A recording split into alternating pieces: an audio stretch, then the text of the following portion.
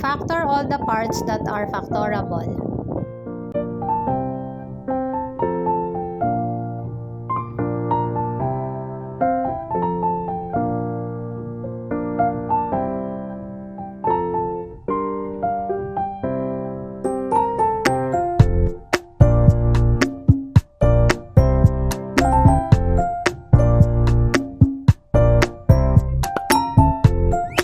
Cancel all the factors that are common to both numerator and denominator.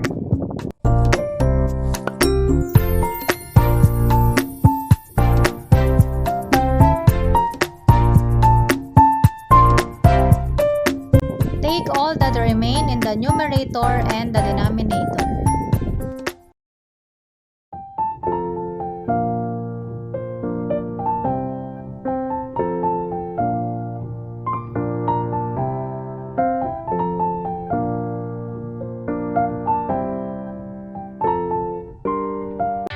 So learners, what would you like to learn next? Comment below!